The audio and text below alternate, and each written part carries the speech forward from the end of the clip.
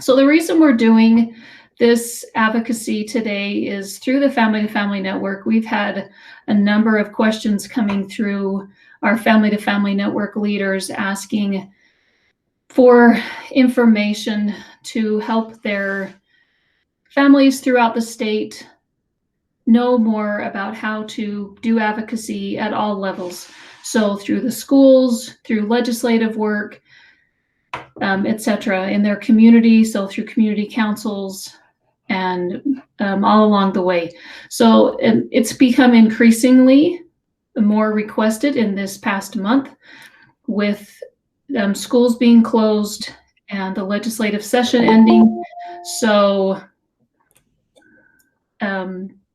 this is in request to those things and happened to be timed very well with the discussion that we had internally as well. So with that, again, that Jody has done a number of times in many different places, you'll see that when she is going along that Jody is not new to this conversation. So I am super happy. Thank you so much, Jody, for doing this for us. And now on to Jody. Okay, take it away. Thanks. So in the state capitol, in the Utah State Capitol, the Social Services Committee was listening to testimony about DSPD. There was a 30-something-old lady with Down syndrome who wanted to share her testimony through song. When she was done with the testimony or the song, there was not many dry eyes, and even the legislators and senators were very engaged. It set the mood, and everybody was ready to listen. The next person that got up was a parent of a child with special needs. And she started by saying, you need to stop doing things the way you've been doing and give us what our family needs. We should not have to fight so hard to get what we deserve, and you are the ones making us suffer. What do you think happened in that moment? And you guys can type in the chat box when you want to answer the questions.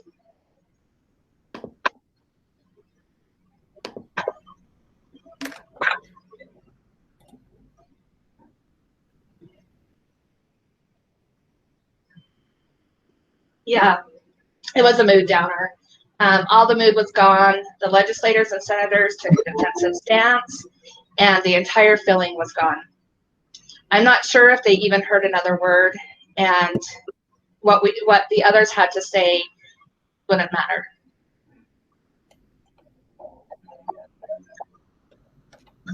Okay, next slide. So as parents, we know what works and what doesn't work for us, and we are resourceful and we have good ideas. As parents and guardians, we have a lot of knowledge about what works and what doesn't. We can take our difficult and challenging situations and do things to make them better, and we can make a difference in the lives of our children and in the systems that support them. I like to say that we have a PhD, a parent's honorary degree. If you think about how long a physician has to go to school to learn, and you think about the time it takes for us as parents doing 24/7 with our kids, then we really understand our children much more than the physicians do. And it's important for us to be able to tell our part in what's going to happen. Okay, so when Jacob was young, my son Jacob, he has cerebral palsy and cystic fibrosis. He's 20 now. And when he was young, we had gone to the doctors because he had a fever. And I felt like it was really important to go to the doctors because I felt like there were some things going on, and I really felt like he probably was dehydrated. But he was showing no signs. His lips were fine; they weren't really dry. He was able to pee fine, and so the doctor really just thought I was kind of crazy and up in the night. But I asked her to go ahead and test him anyway, just to make sure. And he was so dehydrated when we got the results back that we ended up having to admit him to the hospital. And so it's important as parents, even though sometimes sometimes we might be a little embarrassed to say things, or we feel like we don't know as much. We are the ones that really understand our children. And all of the things that we're going to be talking about in this training has to do with all types of advocacy. It's for legislation, it's for doctors, it's for other professionals. So just so that you're aware of that. Okay, next slide, please. So as a parent, what are some of the things that you have had to advocate for your kids? You can type those in.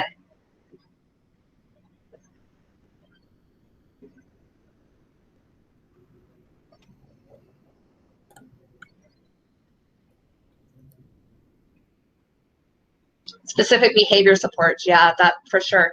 And those that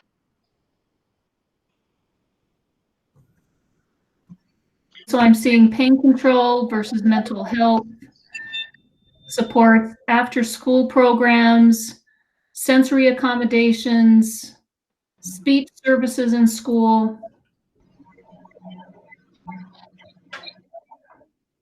yeah, so there's lots of areas that we have to advocate for our kids, and we're the most important person other than the individual themselves to be able to advocate for them. Okay, next slide. What can parents offer decision makers? We don't have to accept that it's okay if a system works poorly. We can see inconsistencies that professionals might overlook. We have valuable information to bring change to a system. We live in the system. Our expertise is critical to improving services and utilizing resources most effectively. Sometimes we feel helpless and to how the system works. But we need to let the doctors and teachers and legislators know what we're going through, and they won't know it if we don't explain it to them. My son Jacob, again, when he was in school, we had to advocate that he didn't have homework to bring home. And the reason for that was because Jacob has cystic fibrosis, as I mentioned, and for his treatments, he has an hour before school and an hour at night that he had to do his treatments. And then in addition to that, he also has cerebral palsy, and some of the things that we had to do with that was physical therapy, occupational therapy, speech therapy, and in addition to all the different doctor's appointments and things. So we just really did not have time for him to have a big study at home after all of these things. And in addition to that, he would get really sick. If he got overwhelmed, he got really sick. So even by the end of the school day, he was done. He was very tired. So the Division of Services for People with Disabilities, or DSPD, every child on that wait list should have the opportunity to services. There are many things that the legislation has to weigh on, how to use the budget. There are 5,000 people on the wait list. And so there should be at least 4,000 that are letting their legislators know why it is important for their families. Sometimes they're in crisis and are not able to talk to them during that time, but it's important that all of us talk about the things that are important to us. Okay, next slide.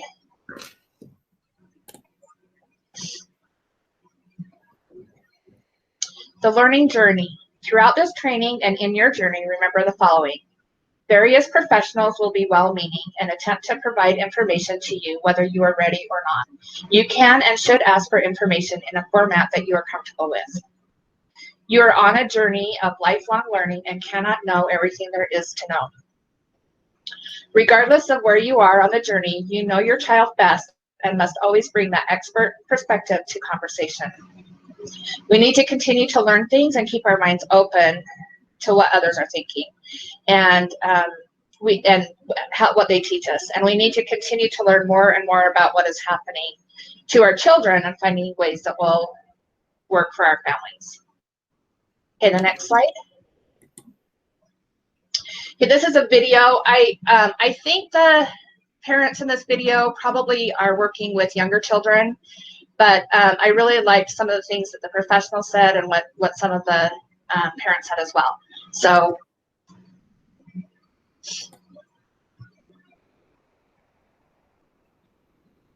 your child doesn't have a voice. You are his voice or her voice. In Andrew's case, I have been his voice since I found out he has autism. Ivy has a vision impairment called microophthalmia. She was diagnosed at her 8-week paediatric appointment, and I'm Ivy's advocate for now until she can talk and tell everyone else what's going on. I go on his behalf to organizations, I go on his behalf to the government, I go on his behalf to schools. Once you get over the initial shock, and you've got to get over that first, you need to get out there and find all the resources that you can to actually help your child. Parents don't often expect to find themselves in this role, but they do have a very important part to play in linking their child's services together, keeping the communication flowing between them, finding out things that are going to benefit their child and their family in this journey. When you're working with a range of professionals, really the role, or one of the roles that you start to assume as a parent is managing, being a case manager for yourself, if you like. Managing the information from one professional, linking that with information from another professional. Ideally, the professionals should be talking to each other and helping you do that. That doesn't always happen, and so you become the person who filters the information, who puts it together and makes sure that it does meet all the needs that you and your family have. It's important for parents to know that you can speak up, you can be involved, you can ask the difficult questions, and you can expect good answers. You can persist until you receive those answers. There's lots of information out there and lots of different specialists. I would suggest to find the paediatrician who's best for you, the doctor who's best for you, your child, I should say, actually, and who has a holistic approach to the whole family. I joined a Yahoo group with her particular condition and got a lot of information from people who were actually vision impaired and also parents. Then I actually got on a plane and went to America to a conference, took her along and met families and, other people and doctors and all that kind of stuff. Then when I came back, I was ready to go, okay, this is what I need to do with her. This is what she possibly may have. One of the things that it can be really helpful is always keeping a copy of any report you get. You can file it in a shoebox. You don't have to have a sophisticated filing system, but have one place where you put all the stuff that's about your child, because you're going to have to keep coming back and forth to that box of information. Putting into that, the name of the therapist you saw at whatever centre, or the name and date that you talked to somebody. You're keeping a bit of a journal, if you like, about who it is you're talking to, because you'll find that you're talking to lots of different people in different places. When looking at determining what you might need and what your child might need, it's important to look at or to think about your family and what will also fit your family. So attending an early intervention centre 4 times a week might not fit in with all the other commitments that you have. So it's important to say that in the early stages and to speak up about what would suit your family best, and then try and negotiate to get the best fit you can. And really, professionals don't know unless you tell them. There are organizations that support you if you, as a parent, feel like you're not getting what you need for your child. You're trying to get services, you're trying to get funding, but you're not getting it. A good organization that comes to my mind is Valid, where they do come with you to meetings and help you and support your child or your young adult in getting the services or the path that they need for their life. It is possible with a child with a disability to find great enjoyment in your new role as the parent of that child, and to find enjoyment in your life. And in fact, the research tells us this, that often parents find great fulfillment in being the parent of a child with a disability. she talked about keeping records. One of them talked about keeping records. And so I just put the medicalhomeportal.org website in the notes. They have Utah Family Voices collaborated with them and did a care notebook. If you go under the parent section, it will be right on that page. And it has information where you can print off the things that will work for you, the things that you want to keep records of, but it will help you to put everything into one place. So you do know your child best, and sometimes we find ourselves in situations that we have to work with people who we might not always feel comfortable, or that we never thought we would have to, but sometimes we just have to learn how to do that. And it's difficult because a lot of times we don't want to have sometimes it's difficult for us because we don't like conflict, and so we would rather not have to say something, but this is for our kids' lives, and so we do what's best for them, right? So next slide. Okay, what is assertiveness? What does that mean? It means expressing your needs clearly and directly, expressing your ideas without feeling guilty or embarrassed, sticking up for what you think your child needs, even though the experts might not agree. And it may also mean not having to agree with the said experts or providers. So we do need to learn how to be assertive, but be kind while we're, assertive doesn't mean that we're kind of jumping on them. So do you want to go to the next slide? So assertiveness does not mean being angry or aggressive or offensive, beating around the bush. Sometimes we feel like we're kind of embarrassed about it, and so we don't know quite how to express it, so we kind of don't get to the point that we need. Feeling too guilty or afraid to express your needs, agreeing with professionals no matter how you feel because you think professionals know best. Again, we as family members know our kids the best other than themselves. All right, the next slide, please. How to be an effective advocate. You can disagree without being disagreeable. Remember your goals and set reasonable goals. And it's good to sometimes just have one goal that is the most important, and that's kind of what you're going for. Think about where you might be willing to compromise. So if you talk about a couple of different things, you might want to put them in order of what's the most important so that you can compromise with them, so that you can both meet in the middle and everybody feels good about it. Express your feelings without blaming messages. Stay informed. And it's really important. I'm sure most of you have heard about iMessages and eMessages, but it's important that we do use iMessages. I feel this way. Instead of saying, you need to do this, or like the parent at the beginning that said to the legislators, you know, you guys are the ones that are making my family not have the services that they need. And the next slide, please. So waiting lists. So here we're kind of talking about waivers, and there are different waivers in our state. The one that is kind of maybe most known is Division of Services for People with Disabilities, for those who have intellectual disabilities or related services.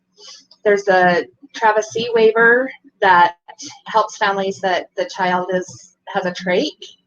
There's the Medically Complex Children's waiver. That is for those who are under the age of 18 that have at least 3 specialists that have significant special needs and medical needs. And through DSPD, there's a couple of different ones. Again, the one that we mostly talk about is the intellectual disabilities or related services, but there's also a physical disability waiver, that a person over the age of 18 that is able to speak for themselves can apply for that, or there's also the traumatic brain injury waiver. So unfortunately, there are waiting lists on most of these, or some of them, like the medically complex waiver, doesn't have a waiting list. They just have you reapply each time that they have openings. And it's unfortunate that we have to deal with those, but they do exist, and so we have to try and figure out ways to advocate so that we're having less of those. There's different counties throughout the state have different timeframes because they are, some are more small, and so they only have a few there. And there's not enough people, or not enough money for people with disabilities to have the help they need to live in the community. And in order to keep our kids at home, it's important for us to have that help from the agencies that are available. Okay, next slide.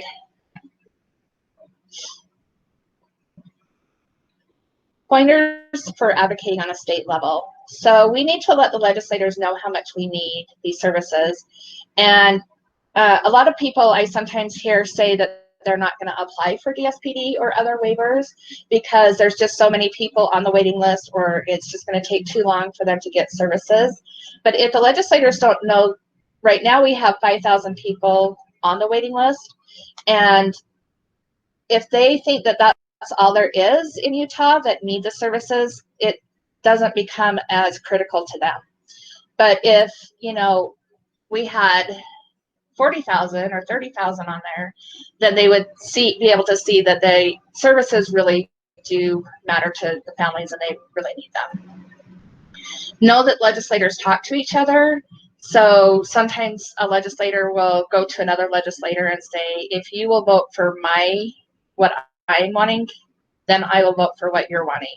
And so just know that they are talking with each other. So even if your legislator isn't on the committee that you're interested in, they talk to other legislators that might be. Make sure you're looking at your local leaders. A lot of times we think that things are from the national services that are important, who's president, who's on that level, but it's our local leaders that really determine what happens in our state, and they can determine things that might be sought out for maybe the national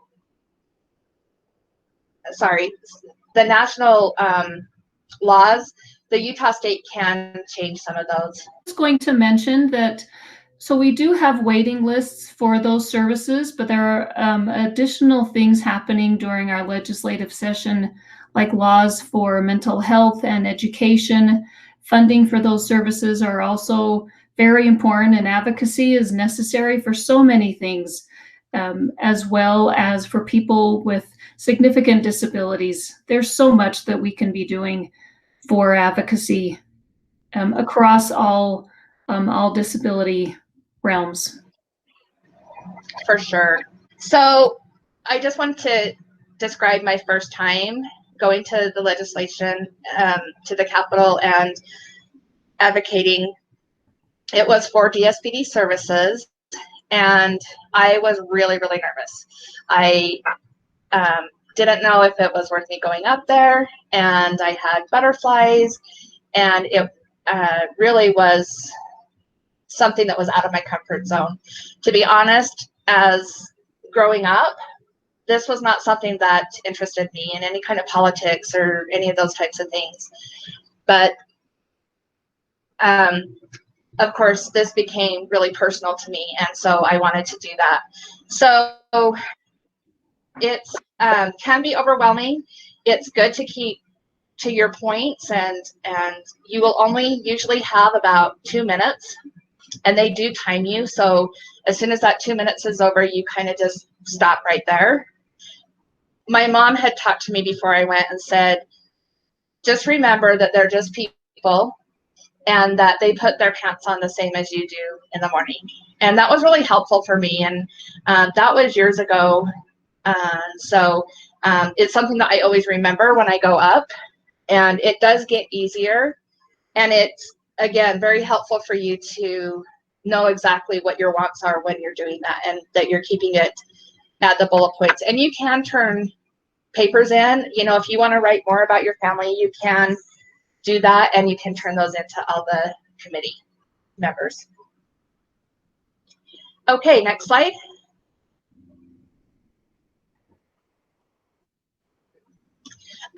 Julia, do you want to type these into the notes as well? Sure. So this is how you can identify where your state legislator is. If you go to this website, le.utah.gov/ASP/roster.asp. If you go there, or if you go to the website le.utah.gov, if you click on their name, you'll be able to get their email and phone number and addresses. So you're able to write to them or to call them. And you can also, if you don't know their name, you can go to the, there's a picture of the state, and you can put in your zip code, and it will tell you what district you were in for both legislation and senator, and it will tell who they are as well. Okay, next slide. So contacting your state legislator by phone, most likely if you do it this way, you will speak with a legislative aide rather than the legislator themselves. It depends. That's usually more with senators. Sometimes the legislators do answer, but it might be their aide that you talk to them. But rest assured that the officials do take your input seriously. Next slide.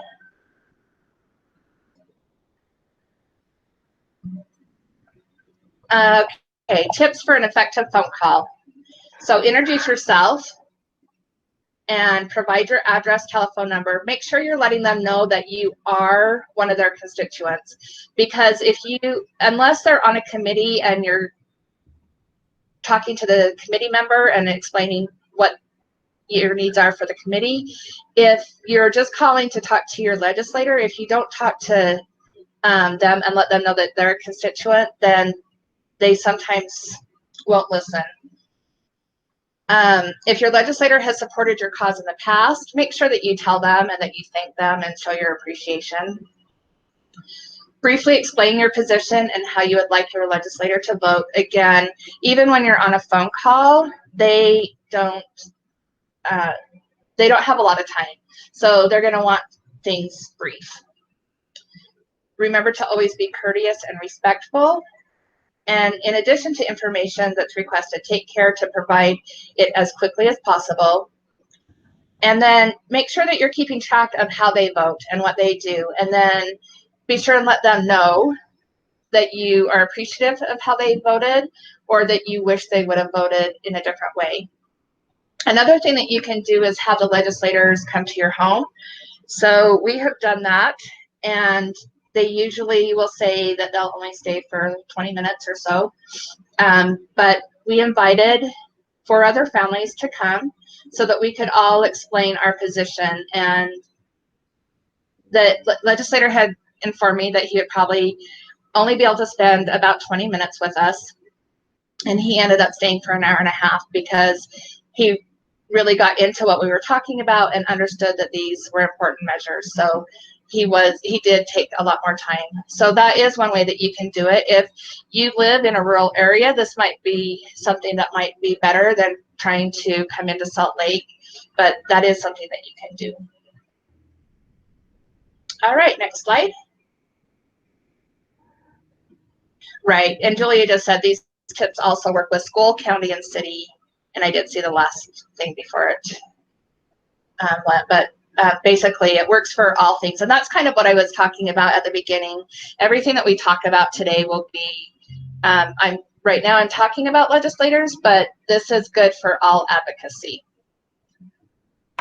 Visiting your state legislator. Before the visit, you'll want to learn about your legislator. You can go to their website and see what their thoughts are and their values are. And that will help you to kind of know about them. It also can give you information about their family.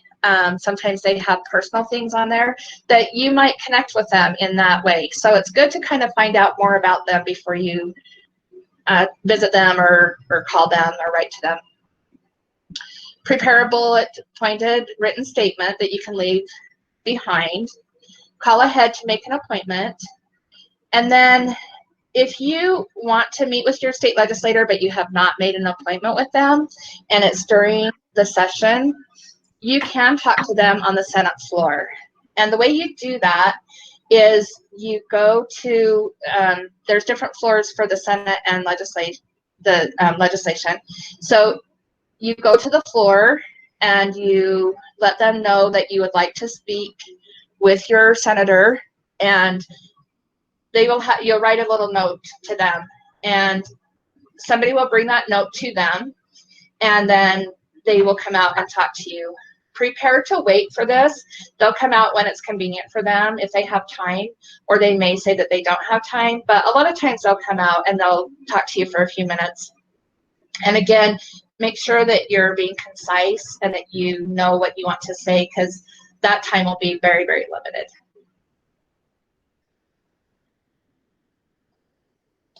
So during your visit, the next slide, please. During your visit, you'll want to introduce yourself. If your legislator has supported your cause in the past, make sure you let them know that. And again, be courteous and respectful. And after the visit, report your experience to others that have the same desires as you. Let them know kind of what's happening. Be sure and thank them. It's really important that we let them know that we're appreciative that we've been heard. And also you can send a brief thank you note to the legislators for their time. And then keep track of how they vote and let them know that you are really happy and that you want to express your thanks, or if you feel like you were sad that they chose to vote the way that they did. What are some things that you have done, some ways that you have advocated that has been successful? You want to type those in. Julia, do you want to say one while we're waiting for people to type that in? So ways that we were successful is, Dallin used to like going up to the Capitol. He actually liked to sit in meetings. He was one of those kids who liked to sit in meetings. So we would go to meetings during the session. Before that, we got to know our legislators starting in June and July. So they knew who we were. They knew who he was more than anybody else. So we got to know them starting in June and July. And then he liked to go up and sit in meetings. We did cut out from school to go up to the legislature. Don't tell Granite District. That was a long time ago. All right, tell Granite District. That's what we would do. And it is really important to have our kids there for a couple of reasons. One, it's important for the legislators or the, if it's not legislation and it's with the school in an IEP that you're advocating. It's important that we have our kids there. One, they can learn how to start to advocate for themselves, however they're able to do that. And also it's important for them to see what's happening with the student or the person, the child. Right, and I just want to add something to that. So Dallin was nonverbal and he wasn't quiet. So he was not a sit in the background. He would sit on the front row and add comments to the entire process. So he was noisy. He was an active participant in his own way. So that's what we would do. Okay, there's a couple. And I just want to say with that, because I've had parents ask me or say, well, I have to tube feed, or they're not quiet, or those are the things that they need to see. They need to see what it's really like for us as families and what we go through on a daily basis, no matter what we're doing. Right. Right. So, okay, there's a couple who have come in, a couple comments. Maria, understanding the other side's, in quotations, perspective and validating their efforts helps them want to see our side and listen more wholeheartedly. Yeah, that's awesome. And that is it. It makes such a difference. And again, having some ways that you can come to, the middle ground makes a huge difference. But just letting them know that you really appreciate what they've done makes a difference. This one is another one. I was able to get Lex moved to a new speech therapist when his therapist at the time in school admitted in an IEP meeting that she had not seen him once all year. Whoops. Yeah, and again, that can be uncomfortable, especially if we know that we're going to have to continue to work with the school or the other provider. Sometimes it's hard to speak up and say, this just isn't working for us. But sometimes, again, it's about our kids and what's going to benefit them the most. So that's what I always have to tell myself when I'm getting nervous about speaking about certain things. And so it's important that we do that. So there's one more.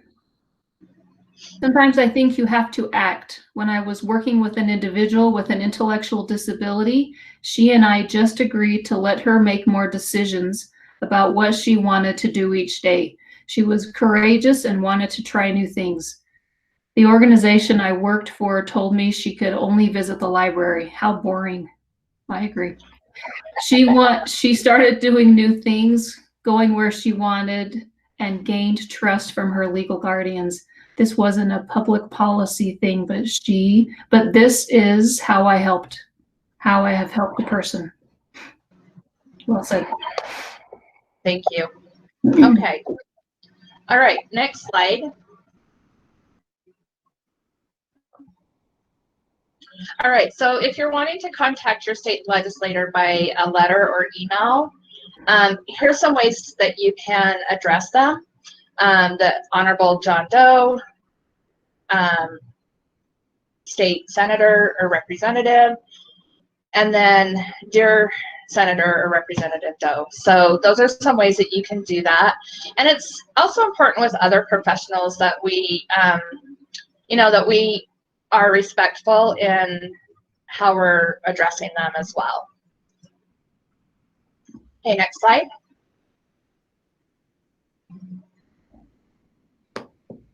Okay, here's some tips for effective writing. Make sure that you include your address and sign your name legibly, or also you might want to have that printed out. Use your own words. So I spoke with a legislator one time, and he said that if people use the letters that people sometimes put out that everybody says the same thing, he said if they don't write me and tell me what their feelings are instead of a form letter, then I don't take the time to read them. And so I know form letters are great because they're quick and fast, but if we can just kind of reword it a little bit to just fit our needs, and maybe have the first part be, but make sure that you're including your story.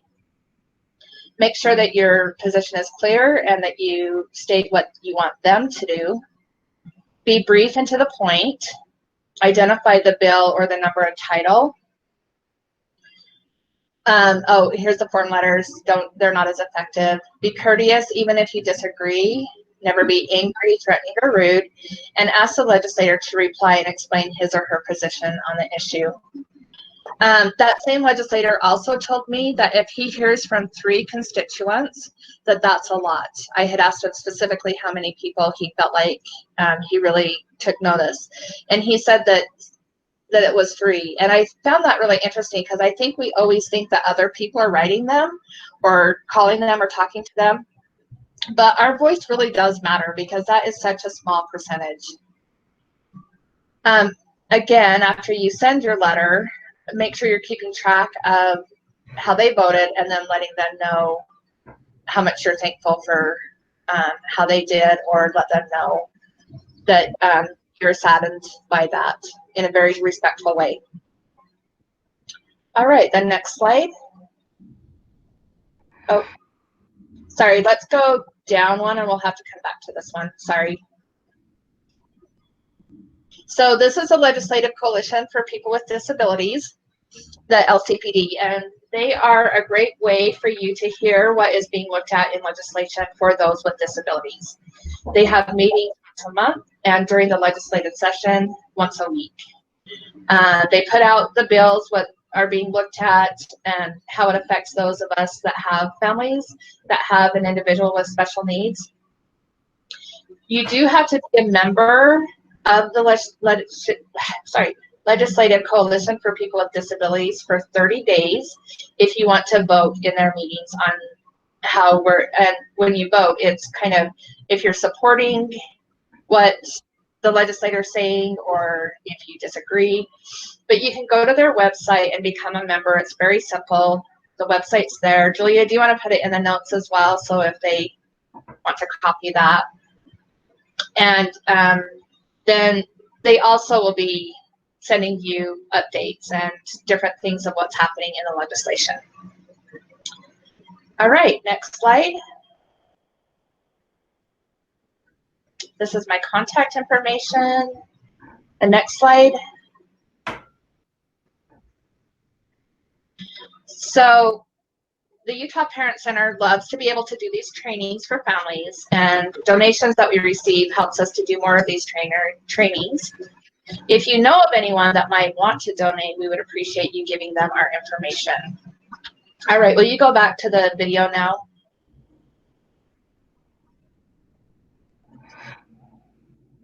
Okay, this is my son Jacob that testified.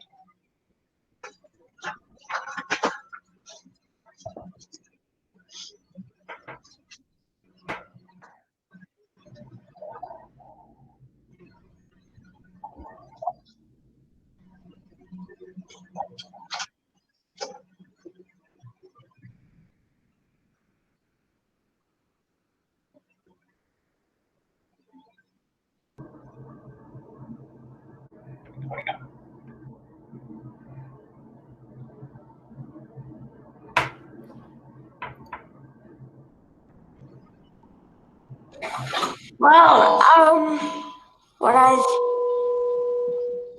think is I'm supporting DSPD, and I wonder if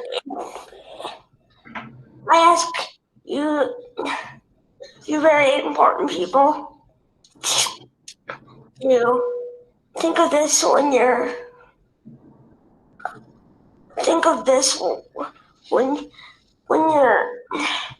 what's the right word? Choosing the budgets, I guess you could say that. These very important 3 questions. How much am I worth?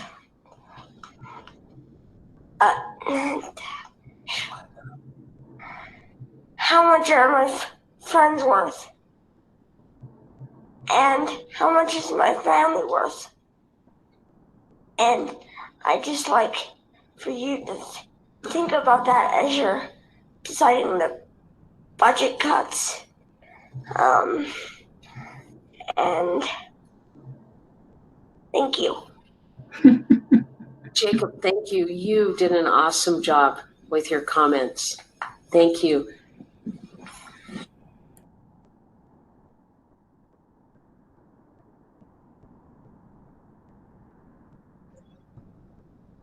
Sorry, I was on mute.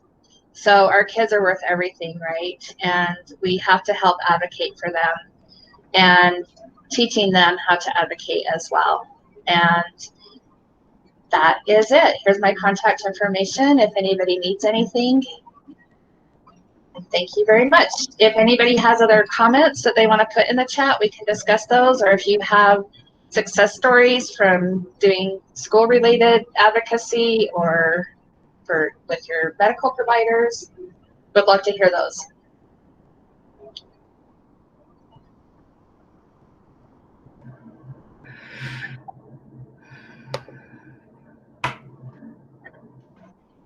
I think, this is Julia, and, thank you so much, Jody, as people are thinking about some of their questions or things moving forward. We just finished with a legislative session, and I've been listening to what people on this training, this Google Hangouts, have been saying.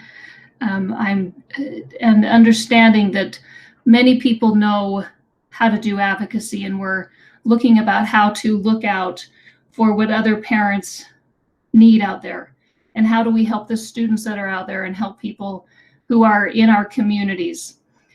So if we can look through what Jody has shared and how do we do this moving forward.